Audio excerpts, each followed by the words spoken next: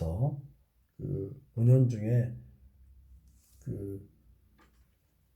자신의 정권을 유지하기 위한 그런 내용들의 그것들을 알아서 제작을 하는 사람들이 작가가 됐던 연출자가 됐던 했던 경향이 있어요. 예를 들면 어떤 거냐면요. 사건 사고에 나오는 범죄자는 전부 전라도 사람들, 전라도 말을 쓴다든지, 또 가정부로 나오는 식모라고 그랬죠. 옛날에 나오는 사람들, 이런 사람들이 또 하루쯤 경제적으로 예, 위치하고 있는 사람들이 거의 전라도 사투를 쓴다든지, 이렇게 함으로써 은연중에 비속을 시키고, 그 다음에 뭔가 그곳에 시민들은 굉장히 좀 계급이 낮아 보이고 조금 서민층 또는 뭔가 지식이 좀 낮다든지, 그 다음에 범죄를 많이 저지른다든지, 또는 조폭들에서도 조폭 영화에서도 주로 보면 전라도 사투를 많이 쓴다든지 함으로써 그것들이 아직까지도 영향을 많이 주고 있어요. 물론 이제 전라도 사투리라든지 욕이라든지 이런 것들이 뭔가 우스꽝스러운 이런 것들이 좀 억양이라든지 이런 게 있어서 흥미를 유발시키는 부분도 없지 않아 있습니다만, 일부러 그랬었다는 것을 주지 못하는 부분이 저는 좀 있습니다. 그래서 그런 겁니다. 그래서 드라마라는 게 은연중에 많은 국민들과 시청자들에게 영향을, 그게 한두 번이 아니고 계속해서 지속이 되고 하면 의례껏 고정관념에 사로잡힌다는 얘기예요. 그래서 그러한 시민들은 어느 도에나 우리 국민 모두의 지역에 다 조폭이 전라도만 있겠습니까? 또는 사건 사고를 내는 사람이 전라도 사람만 있겠습니까? 그럼에도 불구하고 그렇게 해왔다는 거예요. 그런 것들 우리가 심각하게 지금쯤은 분석을 하고 좀 반성할 거 있으면 반성들을 해야 돼요. 스스로가. 그런 부분들까지도 여러분들이 마음속에 조금 동의하면서 보신다면, 이런 것들이 제 얘기를 들으시면 이해가 갑니다. 이게 이제 비단 한국 내에서의 문제가 아니라 전체적으로 아시아 전체를 봤을 때 그렇다는 얘기예요. 자국에 대한 편견을 인터뷰 과정에 종종 지적합니다. 일본 사람들도 중국 수용자들의 강한 저항에 비해 일본 수용자들은 한국 역사에 나타난 일본인에 대한 고정관념을 인식하면서도 보다 유화적인 반응을 보이기도 합니다. 자기들 스스로가 반성을 하고 있다는 거죠. 중국 시청자분들은 한국 드라마를 보면서 중국인들을 비화시키는 어떤 그런 모습에서는 강한 유감, 저항을 나타내는데, 일본 사람들은 어느 정도 유화적인 반응을, 저항을 보이면서도 어느 정도의 유화적인 반응은 보인다. 일본 수용자들은 한국 드라마에 나타난 일본인의 고정관념에 대해 본인들의 역사인식과 격차를 느끼면서도 이해하고 인정한다는 반응을 보이고 있습니다. 드라마 자체를 즐기기 위해 주인공의 입장에서 같이 일본을 나쁘게 본다는 반응도 있었습니다. 실제 일본 역사 교육의 문제점을 토로하는 의견을 밝히기도 했다. 인터뷰에서 일본 사람들 시청자들을 인터뷰를 해보니까 드라마에서 나온 주인공이 일본인에 대한 나쁜 감정을 가지고 있는 것을 같이 동화에서 보고 있더라. 그만큼 이 드라마의 영향이라는 건 굉장히 큽니다.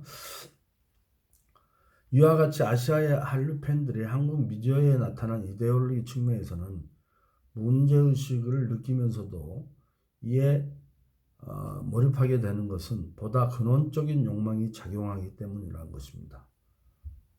이들은 한국 미디어를 보면서 서구 문화에서 발견할 수 없는 것, 또 자국의 발전 과정에서 상실한 가치 등을 발견하고 이를 새로운 대안으로 인식하고 있습니다. 이들 수용자들은 이상적인 아시아적 가치로 명명하며 동일시하고 있습니다.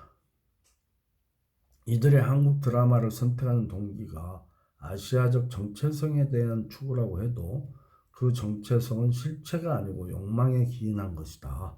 이들은 서구 문화의 후진 문화, 전통 문화와 근대적 문화 간의 구분짓기 속에서 제3의 대안으로 이상적인 아시아를 상정하고 이를 욕망하며 동일시하는 것이기 때문이다.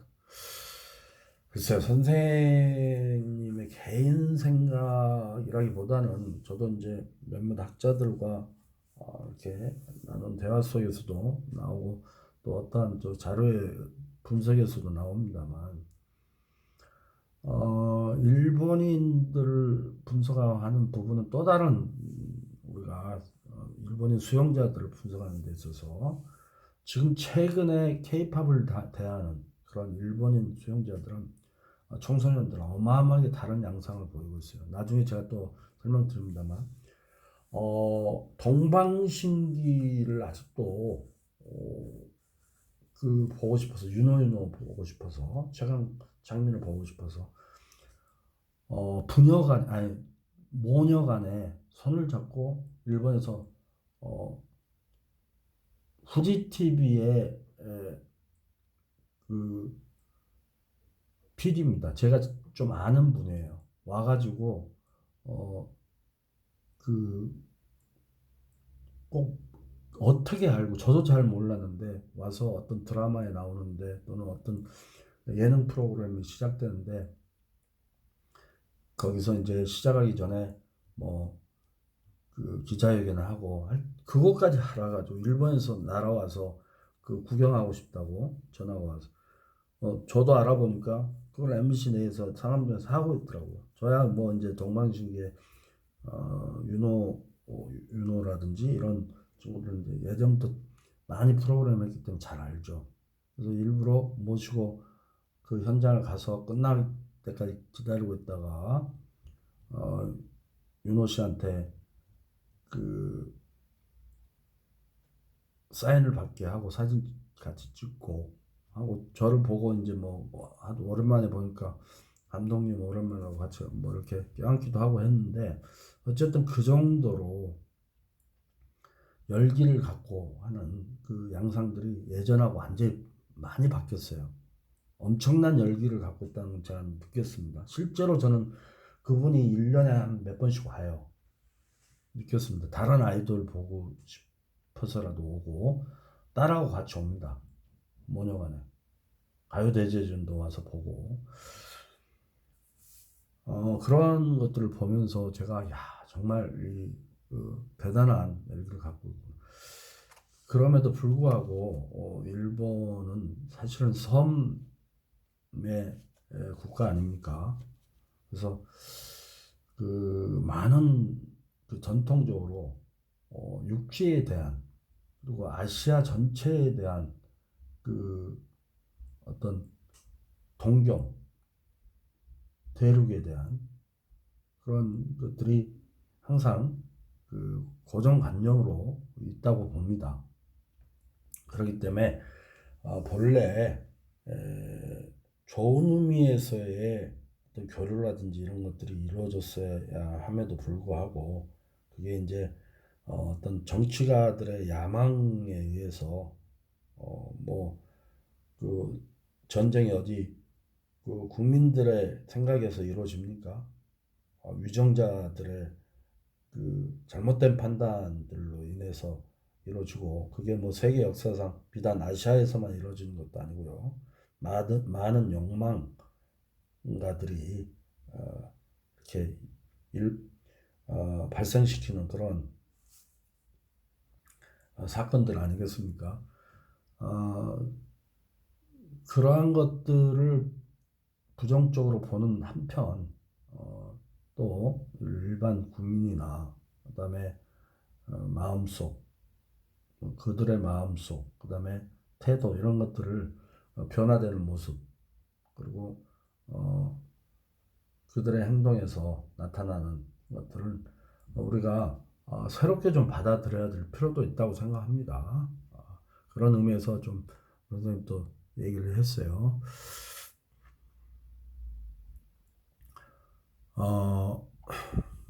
일본의 경우 수용자들 텔레비전 드라마 시청 한국에 대한 획기적인 이미지 전환을 이뤘다고 말하고 있습니다. 일본 수용자들은 한국 텔레비전 프로그램을 계기로 한국인에 대한 태도에 큰 변화를 보이고 있습니다. 특히 한국인 거류민을 대상으로 식민지 한국에 대한 고정관념을 갖고 있다가 텔레비전을 보게 되면서 한국 문화를 이해하고 한국인에 대해서도 새로운 이미지를 갖게 된 것입니다. 한국이 근대적 발전과 전통적 가치를 양립시키는 것을 높이 평가하며 일본이 잃어버린 가치를 회복하기 바라면서 한국 사회를 모델로 하고 있다는 얘기예요. 자, 이런 단락에서도요, 우리가 좀 느껴야 되는 게, 만약에 텔레비전이라는 미디어가 없었으면 어떻게 됐을까요? 상당히 많은 그 영향력을 주었다고 생각합니다. 국내뿐이 아니고 외국인들과의 교류에 있어서도 더군다나 이제는 인터넷이라는 게 생성이 됐어요. SNS 생성이 됐죠. 또 인터넷과 만나는 그 SNS 어마어마한 그 영향력들이 나오고 있죠. 그러니까 서로가 저도 어렸을 때 글쎄요, 뭐 다들 그런 생각을 했는지 저도 어렸을 때 아주 어렸을 때 초등학교 다니면서 세계인들과 교류하고 싶다라는 생각을 한 적이 있어요. 그러니까 그 하나의 인생을 살면서 그 좁은 곳에서 벗어나서 많은 이들과 직접 얼굴을 맞대지 않더라도 나의 생각이라든지 이런 것들이 교류가 됐으면 좋겠다라는 생각을 해본 적이 있어요.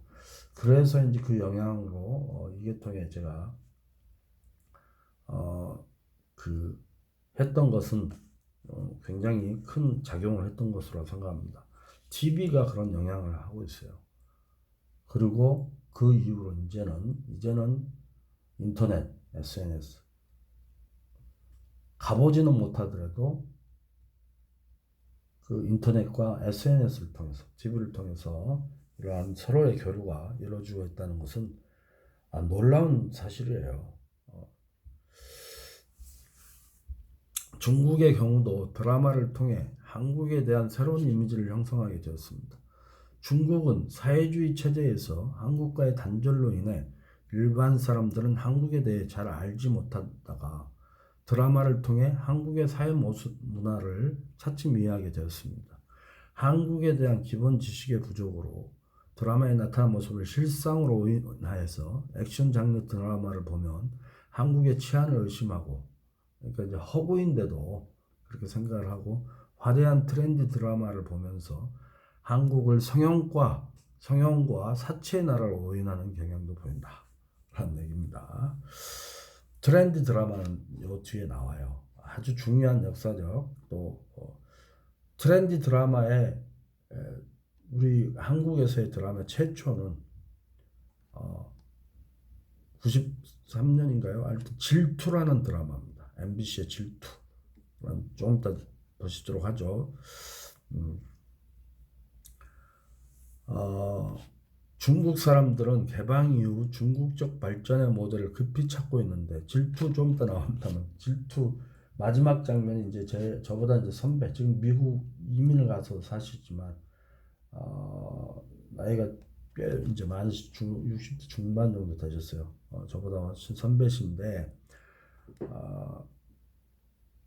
그분이 마지막 촬영할 때 기억나시나요? 그 맨 나중에 그 주인공들 키스하는 장면이 그 360도 레일로 돌면서 촬영을 하고 그 풀샷으로 그 촬영하는 장면, 그 현장을 보여주면서 끝나는 그런 그 내용이었죠. 이충국 그 촬영 감독이라고 조금 이따 이제 그 질투란 얘기 나오니까 한번 보도록 합시다. 중국 사람들은 그 개방 이후 중국적 발전의 모델을 급히 찾고 있는데 한국 드라마에 보이는 전통과 근대화가 조화를 이루는 한국의 사회상이 미래의 희망으로서 욕망의 대상으로 비춰진 듯합니다. 아시아적 정체성의 욕망, 대타자의 시피니양으로 중국 수용자에게 다가온다는 얘기입니다. 자, 결론적으로 대타자 말씀드렸죠. 락강 이론도 있고, 그 거울 이론에서 나오는 것들입니다. 결론적으로 아시아 수용자들은 한국 역사 드라마에 반영된 민족주의 이데올로기에 저항과 비판 의식을 가지면서도 동시에 아시아적 정서의 공감대를 형성하고 있습니다. 이는 아시아적 정체성을 형성하고자 하는 그들의 욕망에 한국 미디어의 이데올로기성이 본래의 문화 권력과 다른 방식으로 일반 수용자들의 일상 속에 흡수융합된 결과입니다. 중국 수용자들은 한국 드라마에 나타난 발전된 생활의 모습과 인간관계에 심취하면서 이를 번영과 안녕의 모델로 이상화하고 있어요. 한편 일본의 수용자들은 한국 드라마를 보면서 과거 일본의 번영을 기억하고 황금기를 향수하고 있다고 했죠. 이들의 반응은 실제 현실과는 차이가 있을 수가 있죠.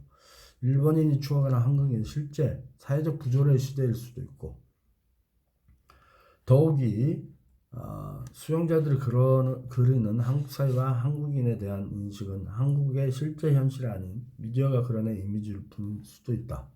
하지만 이것이 비록 픽션에 의한 것일지라도 드라마가 그리는 현실에서 아시아 수용들은 아시아적 정체성을 발견하고 이를 통해 공감대를 형성하고 있다.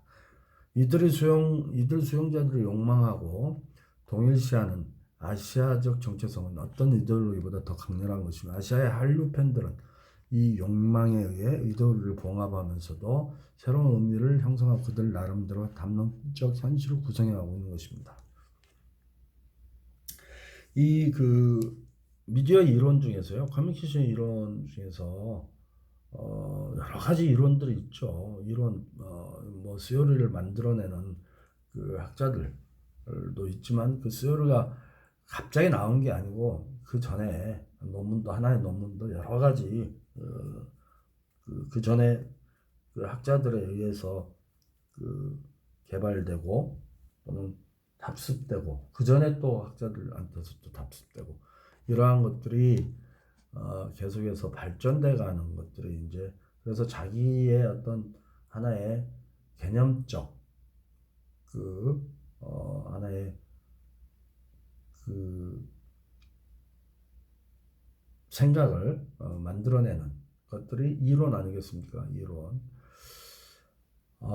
그 중에 이제 뭐 여러 가지 이론이 있어요. 이론 중에서 여러분들 커뮤니케이션 이론 뭐 강요과 이론도 있고 중요과라는 이론도 있고 그다음에 뭐 소구자라든지 그 시청자 수용자 이론도 있고 많죠. 그래서 그 중에 이제 수용자 이론 중에는 또 이런 게 있어요. 특히 드라마에 많은 영향을 주는 그런 이론들. 이게 이제 대리 참여 이론이라는 겁니다. 대리 참여 이론. 밴드웨이건 이펙트 수요를 하는 거예요. 대리 참여 이론. 대리 참여 이론이라는 것은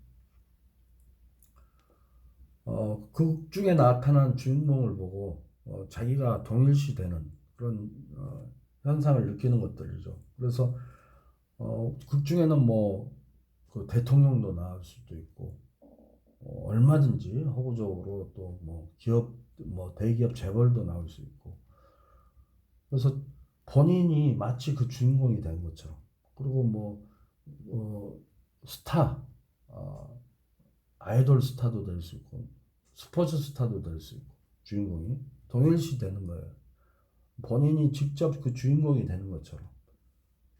또는 뭐 자기가 그 좋아하는 배우가 뭐 조연이라든지 조연이면 또 그 사람이 되는 것처럼 극 중의 역할에 심취하고 그것을 바라보는 것들이 환상일 수 있고 하지만 거기에 어떤 욕망을 그 충족시키는 그리고 거기에 기쁨과 그다음에 감동을 느끼는 그런 것들이 드라마 아니겠습니까? 그래서 드라마는 사실은 동일시 된다는 그런 차원에서 굉장히 중요해요. 물론 이제 그 우리 이제 쇼 프로라든지 K-팝 어떤 그런 장르 프로그램에서도 그 동일시 되는 게 그 장소에는 가 있지 않지만 TV에서 나오는 환호성, 팬들의 환호성들을 보면서 같이 덩달아서 이렇게 느낄 수 있는 이런 것들도 다 마찬가지라고 볼 수가 있습니다만 드라마는 그 여운이라든지 그 어떤 욕망 해소 또는 그 욕망 충족에 상당히 많은 영향을 미치고 있다. 영향력이 있다. 그런 얘기를 할 수가 있죠. 자, 드디어 이제 여러분들이 기다리고 계셨던 한류라는 말을 우리가 이제 분석을 해봅시다. 이러한 이제 토대를 가지고 드라마서부터 시작을 했어요. 그 역사를 좀 이따 보기로 하고요. 역사 나오면 좀 지겹게 했습니다만 그래도 여러분들 알고는 계셔야 돼요. 한류 용어의 탄생 과정이 자 언어 기호라고 했죠. 아까 기표라고 볼 수가 있어요. 한류가 탄생하게 된 직접 계기는 K-팝 남성 그룹 클론이 북경 공연을 할 때부터입니다. 클론 아시죠? KBS 미디어가 꿍따리 사바라 부른 그 그룹 아닙니까? KBS 미디어가 주식회사 이지스와 공동 기획하고 중국의 좀 얘기가 깁니다. 북경성 공장 음악 오락 유한 공사예요.가 주최한 클론의 북경 공연은 그들의 중국 투어 콘서트 첫 번째 행사로 1999년도에 이루어졌습니다. 11월 11일 그래서 12일 양일간 북경 공인체육관에서 상대하게 치러졌습니다. 이 당시에 선생님이 이제 그 쇼프로들을 이전부터서 이제 좀 시작을 했어요.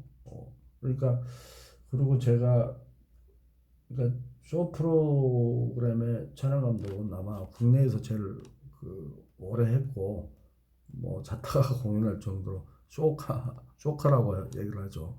많은 것들을 유행을 만들어냈고 했어요 영상에. 근데 제가 이 전부터 해서 기억이 잘 안 납니다만 BTS가 나오기 시작할 때 첫 등장 때까지 하고 제가 이제 후배들한테 넘겨줬으니까 상당히 오랫동안 했어요. 제가 10년이라고 얘기했는데 생각해보니까 그 이상을 했더라고요. 그러니까 한 15년 이상은 한 것 같아요. 15년, 17년 정도 이상의 그 쇼프를 했는데 쭉 읽어보시면 재밌어요. 클론의 북경 공연에서는 중국의 KBS에서 먼저 시작을 했죠. 해외 쇼 프로그램을. 나중에 제가 혹시 TV 제작과 그다음에 방송 구성 실습 월요일 날 수업을 합니다만 제가 나중에 실습 시간에 여러분들과 이제 만날 거예요. 미디어 엔터테인먼트 시간에 같이 듣는 분들 계실 겁니다. 일부러 제가 여러분들을 위해서 점퍼를 하나 입고 갈까요? 그게 MBC 제목은 뭐냐? 등 뒤에 이렇게 점퍼에 써 있습니다. MBC 세계 K-팝 그룹 K-팝 콘서트 투어 해가지고 그걸 입고 다니면서 굉장히 많이 했어요. K-pop 그 행사를 방송을. 클론의 북경공연에는 중국의 유명 한국인 에어로빅 강사 조수진 씨가 사회를 맡았고 쾌락진암으로 개사되어 중국인들에게 널리 알려진 콩다리 샤바라가 쾌락진암으로 개사됐죠. 제가 우리나라 복면광을 문철기 PD하고 같이 시작을 해서 구정 특집으로 파일럿으로 시작을 해서 이제 고정으로 해갖고 쭉 하다가 중국에 펌에 판매됐을 때 제가 가서 이제 PD가 바빠서 전체적으로 카메라 세팅부터 또 여러 가지 그 진행 과정들을 자문을 하러 간 적이 있었다고 했죠. 초반에 한 몇 회까지 이제 시즌별로 해가지고 시청률 1위까지 달성한. 근데 그것도 먹명광, 우리말로 먹명광이에요. 한자로. 근데 발음이 좀 다른 거 먹명광 얘기하니까 잘 못 알아듣더라고요. 제가 중국말을 서툴어서 그런지. 꿈속에 꿈몽자, 꿈속에 가면을 쓰고 나타나는 가왕이라는 얘기예요. 먹명광. 그 개사, 그러니까 그 제목부터서 이렇게 다르게 이렇게 중국 분들이 이렇게 합니다. 찬싱 제작소에서 했던 독특한 형식의 가사와 다이내믹한 춤이 가미된 클론은 초기 히트곡들을 선보여 중국 젊은이들을 사로잡았습니다. 개방화의 물결을 타고 자유와 풍요로움에 눈뜨기 시작한 중국 젊은이들은 클론의 노래와 춤에 열광했고 관중과 하나 되는 클론의 화려한 라이브 공연은 이들로 하여금 새로운 음악적 커뮤니케이션의 세계를 접하게 되었습니다. 그러니까 한류란 말이 이제 어떻게 해서부터 나왔는지 이때부터 나왔다는 얘기예요. 그러나 한국 대중음악에 매료된 젊은이들의 열광하는 모습을 지켜보는 중국 보수층의 눈에는 이러한 현상들이 외국 대중문화에 대해 중국 침투라는 부정적 시각으로 인식이 됐다는 얘기입니다. 제가 베트남 공연을 갔을 때도 지난 시간에 제가 말씀드렸죠. 문화부 장관이라는 여성이 리허설을 할 때 공연 전날 리허설을 했는데 의상 체크를 하더라고요. 너무 짧게 소녀시대에 나오는데 그를 비롯해서 많은 가수들 걸그룹들의 의상을 하나하나 체크해서 그를 고치는 그런 좀 뭔가 벌써 세계적인 그룹들이 됐음에도 불구하고 그 정도로 퍼져나가고 있는 그런 걸그룹들을 그렇게 그 나라에 아직도 공산 국가잖아요. 그래서 지금 많이 이제 개방이 됐지만 그래서 상당히 의아한 그 개방의 초기 부분에서 이제 갔기 때문에 그랬는지 생각을 많이 했습니다. 여기서도 처음에는 그랬단 얘기예요. 한국의 대중문화 바람, 한류가 초기의 한류로 불리게 된 배경. 그러니까 추울 한자죠. 그러니까 한국 그 한류가 추운 한자. 롯을 한류로 불리게 된 배경에도 이러한 사회의 부정적인 시각이 중국 내에 깔려 있었다 이거죠. 클론의 북경 공연이 있었던 그 다음 주에 중국의 북경 청년보는 11월 19일 기사로 동풍도 동정할 때가 있다. 에서 처음으로 한류라는 단어를 사용했다. 그러니까 한류란 말이 처음 나온 게 중국에서부터 나오기 시작한 거예요. 북경 청년보에서 한류란 말을 처음. 동풍도 동정할 때가 있다. 처음으로 한류라는 단어를 사용해서 여기서 동풍은 한국의 바람으로 대표된 아시아의 바람을 의미하고 오랫동안 세계 문화시장을 지배해온 미국과 유럽의 서구 바람을 서풍의 대장에서 대립적 개념으로 채택된 것이고 동점이라는 건 동쪽에서 일어났다는 뜻이에요. 우리가 해가 뜨는 동쪽의 나라라고 하지 않습니까? 동쪽에서 일어났다는 얘기예요. 동풍이. 아시아의 바람도 동쪽에서 일어날 때가 있다라는 제목으로 중국인들이 한류를 얼마나 아시아의 자부심으로 인식하고 있었는지를 확인할 수 있게 해주는 기사 제목이었습니다. 잘 기억하세요. 북경 청년부에서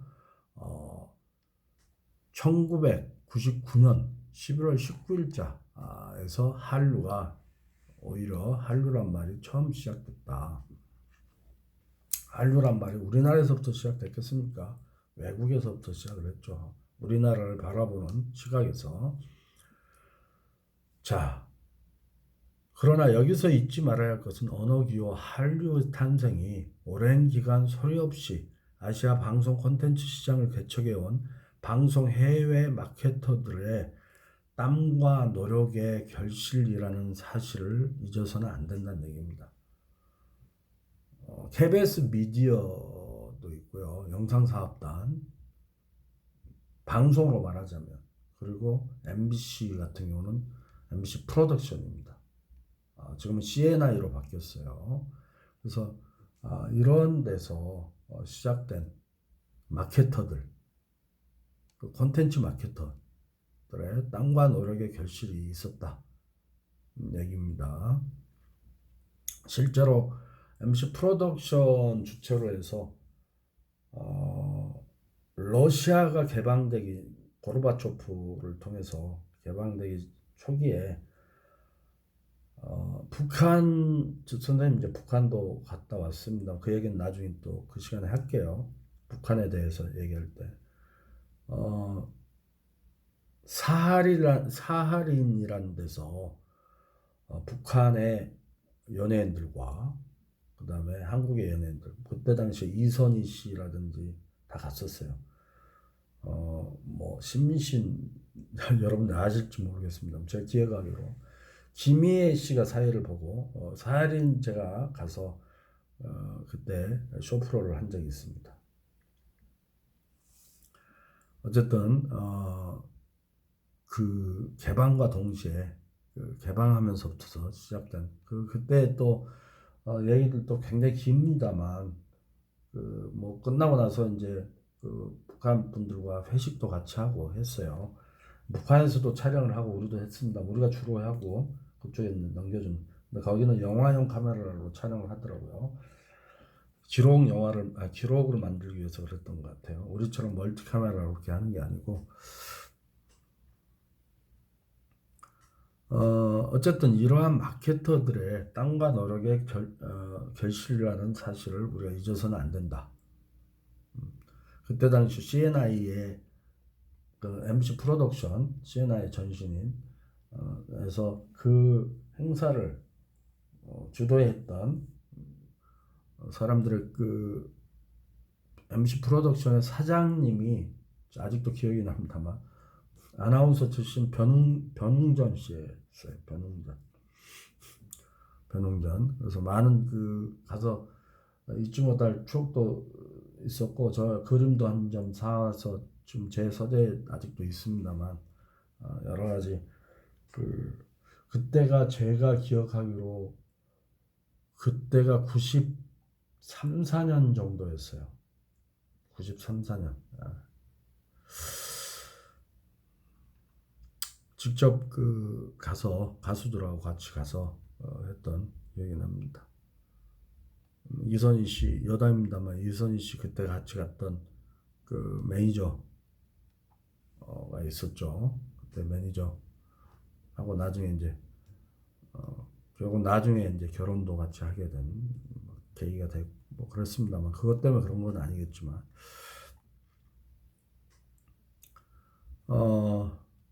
이들 마케터들은 방송 콘텐츠 해외 수출과 함께 클론의 북경 공연을 기획했고 이러한 숨은 노력들이 모아져서 마침내 언어기호 한류의 탄생을 보게 된 것이라는 얘기죠.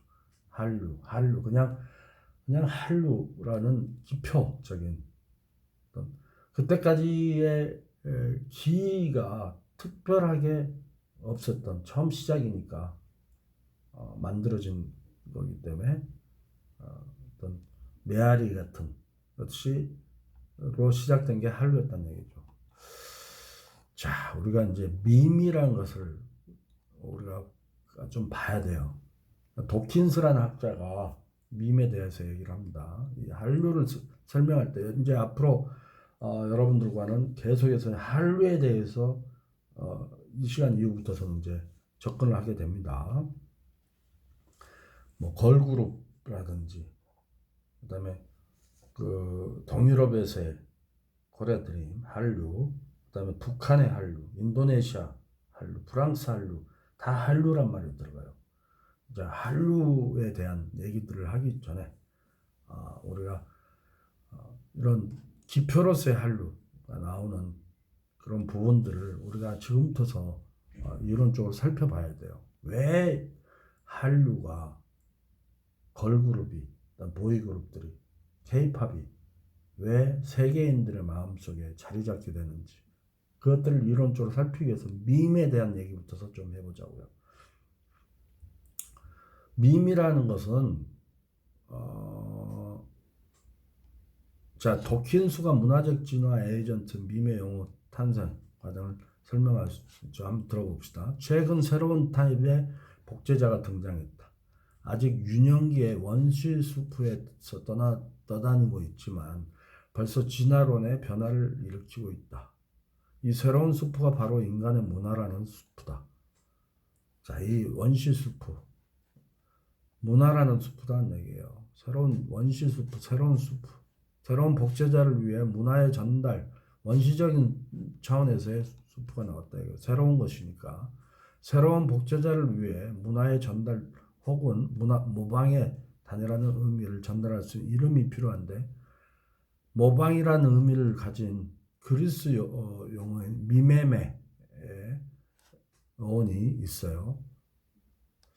그러나 유전자 진처럼 짧게 소리나는 단음절이 필요해서 미메를 줄여서 밈이라고 부르는 고전주의자들이 이해해 줄 것을 요청한다. 선택적으로 그래서 미메메라고 했는데 도킨스가 밈이라는 얘기를 처음으로 하는 것을 여러 그동안의 선배 학자분들에게 이렇게 용어를 새로 만들었는데 이해해 주십시오라는 얘기입니다. 선택적으로 기억 또는 프랑스의 맴과 같은 뜻으로 생각할 수도 있다. 도킨스 2009년도에 얘기하는 겁니다. 밈. 그 전에 이제 한류란 말들이 생성이 됐고요. 밈에 대한 얘기를 하고 있어요. 다시 말해서 밈은 문화의 복제자입니다. 문화의 복제자.